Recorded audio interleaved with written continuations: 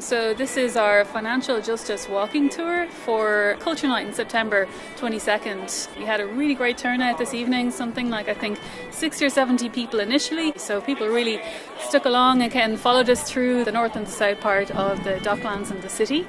This is the third time we ran this tour. The tour is basically based on this idea of experiential learning, the idea that we can make real abstract concepts like finance and financial justice by bringing people into the spaces where these things are actually taking place and playing out, where these key decisions are being made by actors.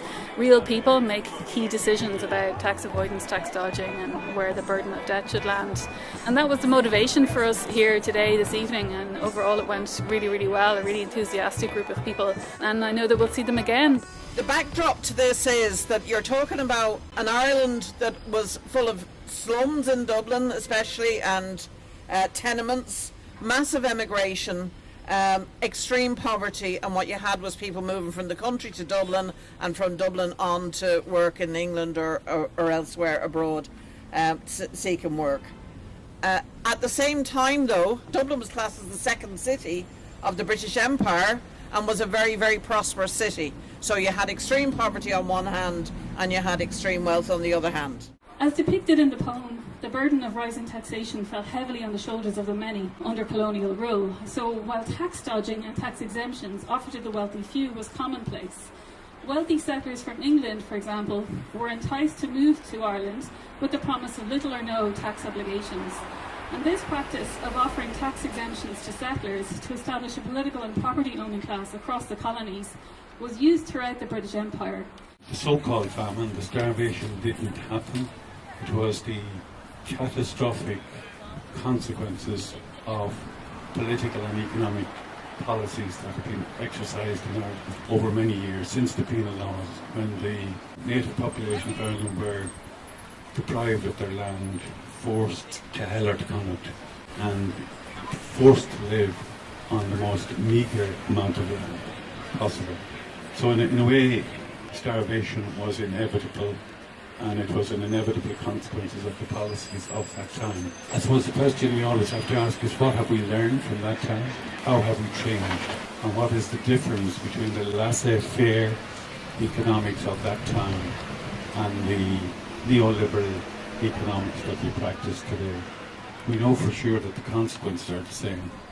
The poor get excluded, the poor die, while wealth and power is concentrated in the centre. In 1987, Ireland's economy was transformed with the creation of 10% low-tax special economic zone called the International Financial Services Centre, the IFSC.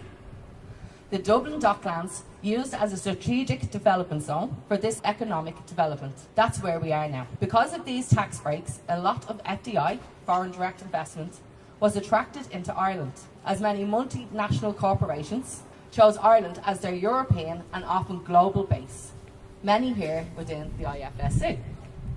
But there was no reason why this development should have taken place in this area, as financial services don't need access to sea transport. None of their activities involve physical products. Barbados, as a country, we owe about 17 billion in debt. And the interest rates for the country is between 400 and 600%, and it's supposed to be paid between 5 and 10 years. That's how we get our loans, like looking at IMF, the World Bank, and all the other private bankers and investors. We need the investment. We are doomed if we do, and we are doomed if we don't. That's how the country looks. Now, billions don't make any sense to me. I mean, me and Joe, we're just ordinary people. We are descendants of former slaves. At the end of the slave era in 1837, we inherited a debt of 4.4 billion. That sounds like a long time ago, right? But we have no other source of income. So we are still trying to service that debt. That's why where we are now. Like the debts for the country means it's affecting us individuals.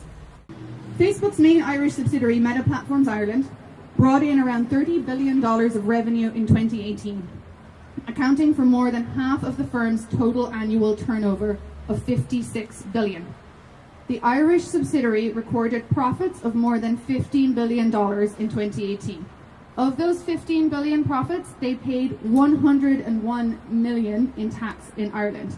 Amazon, Apple, Netflix and Google also have their European headquarters here, and this is linked to the rise in data centres in Ireland. We currently have 70 in the country, and they are now consuming 14% of Ireland's metered electricity, which is more than all of Ireland's rural homes put together. This is predicted to rise to 30% of Ireland's electricity by 2030. Like, not even Dr. Evil would go for kind of $5 trillion. $5 trillion is here. Does it look like 5 trillion? Has anyone been to Canary Wharf or all? Does that look like 5 trillion? It looks like money, doesn't it? It just saturates money. This is not money because the funds are administered here, they're not managed here. And so they get fees. So what that 5 trillion that we know about, and that doesn't talk about the shadow banking system, around $500 million in lawyer fees were generated from handling those contracts in 1 year alone, and that was 2020. This is a multi-billion industry that is based here.